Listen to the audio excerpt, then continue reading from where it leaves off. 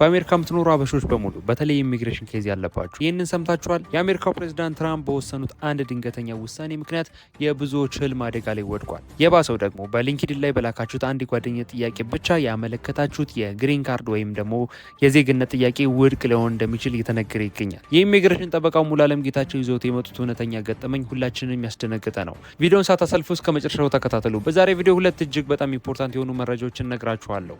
ነገር ግን ከዛ በፊት እኔን ለማታውቁኝ ሰዎች ይባላል እንደዚህ አይነት ከዩኤስ ኢሚግሬሽን ጋር የተገናኙ ቪዲዮ ስለሆነ ማዘጋጀው በአሜሪካ በየትኛውም ግዛት የምትገኙ ኢትዮጵያን ቻናሉን ሰብስክራይብ ማድረጋችሁ እንዳትረሱ፣ ቪዲዮንም ላይክ ያደረጋችሁ መጀመራችሁን እርግጠኛ ሁኑ። ወደ ጉዳያችን እንግባ። Where President Trump put a post on Truth Social saying that he was actually canceling signing that big bipartisan housing bill that just passed. Again, bipartisan through Congress. Trump was supposed to sign it today. Now he's saying he is canceling it until such time as we pass the Save America Act. He says he considers that bill to be a national emergency.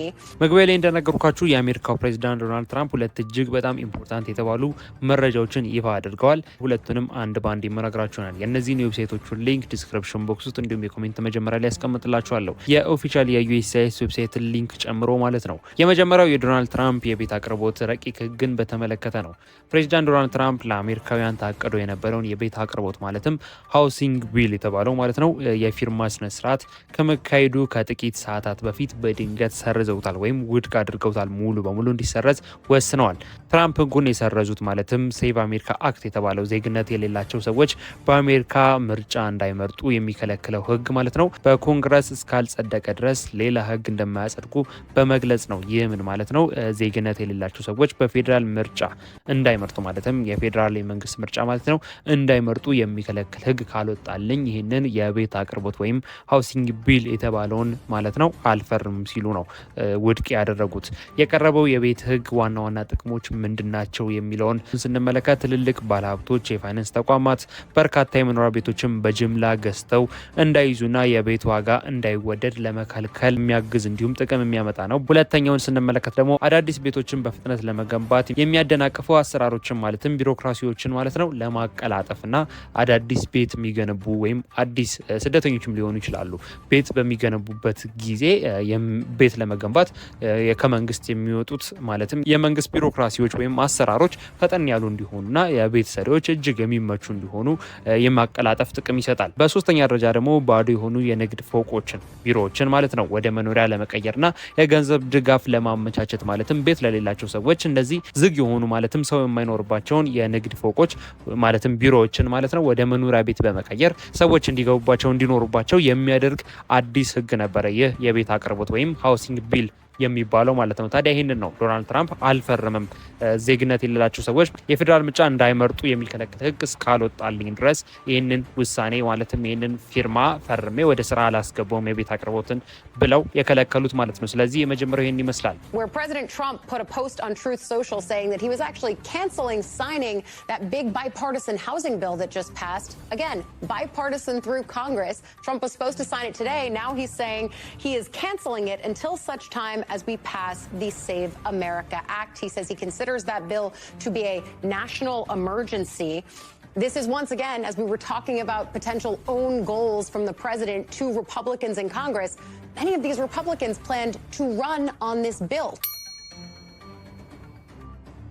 በሁለተኛ ደረጃ የኢሚግሬሽን ጠበቃ የሆኑት ሙሉዓለም ጌታቸው አስቸኳይ መልእክት አስተላልፈዋል። ማለትም ኢትዮጵያዊው በአሜሪካ የሚገኙት የኢሚግሬሽን ጠበቃ ሙሉዓለም ጌታቸው ማለት ነው የወንጀል ታሪክን ማለትም ክሪሚናል ሂስትሪ አለመደበቅን በተመለከተ ነው። ጠበቃው ማለትም ሙሉዓለም ማለት ነው ማንኛውም ሰው ለግሪን ካርድ ለዜግነትም ሆነ ለአሳይለም ለፖለቲካ ጥገኝነት ሲያመለክት ከዚህ በፊት የተመዘገበ ወንጀል ወይም ደግሞ የቁጥጥር ስር ታሪክ ወይም ደግሞ አሬስትድ ሪካርድ ካለበት ማለት ነው በቅንነት መግለጽ እንዳለበት አሳስበዋል።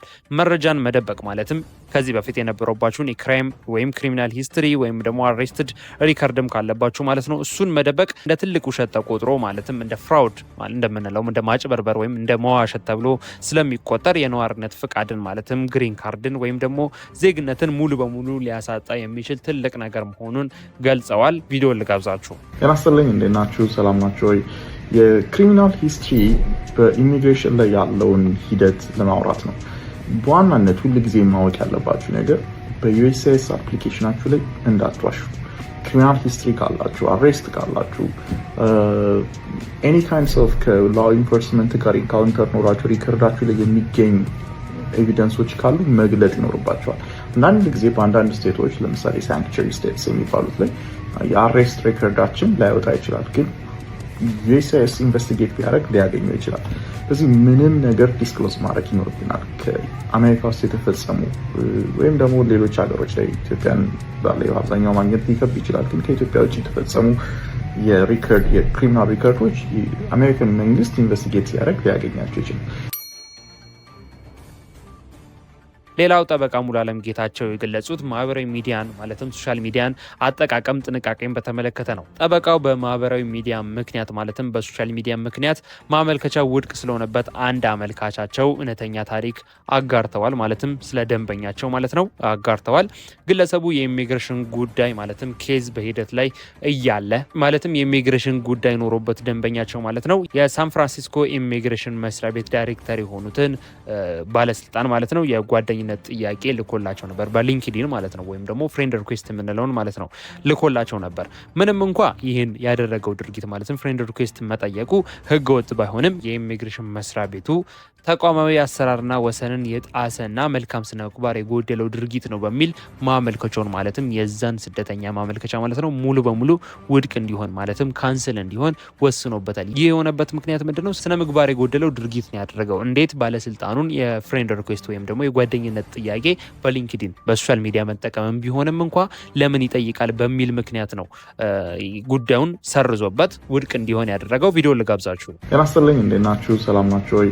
የክሪሚናል ሂስትሪ በኢሚግሬሽን ላይ ያለውን ሂደት ለማውራት ነው።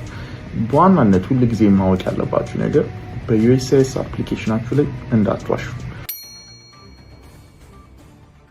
ቪዲዮ እንደተመለከታችሁት ነው። ስለዚህ በሶሻል ሚዲያ የምታደርጉት እያንዳንዱን ነገር ጥንቃቄ ማድረግ ይኖርባችኋል። እንዲሁም ክሪሚናል ሪከርድ ያለባችሁ ወይም ክሪሚናል ሂስትሪ ያለባችሁ ወይም አሬስትድ ሪከርድ ያለባችሁ ሰዎች ጠበቃ ሙሉዓለም ጌታቸው እንደተናገሩት ሂስትሪያችሁን ማለትም ታሪካችሁን መደበቅ የለባችሁም ብለዋል።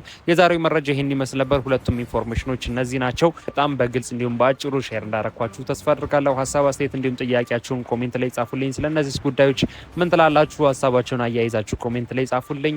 ለዚህ ቻናል አዲስ የሆናችሁም እንደዚህ አይነት ከዩኤስ ኢሚግሬሽን ጋር የተገናኙ ቪዲዮ ስለሆነ ማዘጋጀው በአሜሪካ የምትገኙ ኢትዮጵያን ሀበሾች ቻናሉን ሰብስክራይብ ማድረጋችሁን እንዳትረሱ። ቪዲዮንም ላይክ ያደረጋችሁ ምን ያህል እንደወደዳችሁ ታሳውቁኝ። ምክንያቱም ላይክ ባረጋችሁት ቁጥር ምን ያህል እየወደዳችሁት የጠቀማችሁ እየወደዳችሁት የተመቻችሁ እንደሆነ ስለምረዳ በቀጣይ አዳዲስ መረጃዎችን ለእናንተ የሚሆኑ አዳዲስ መረጃዎችን ቶሎ ቶሎ ተከታትዬ እንዳደርሳችሁ ይረዳኛል። ስለዚህ ሁላችሁም ላይክ ያደረጋችሁ ምን ያህል እንደተመቻችሁ እንደጠቀማችሁ እንደወደዳችሁ ታሳውቁኝ። በቀጣይ በሌላ ቪዲዮ እንገናኛለን። ለሁላችሁም ፈጣሪ ከእናንተ ጋር ይሁን። መልካም እድል፣ መልካም ጊዜ።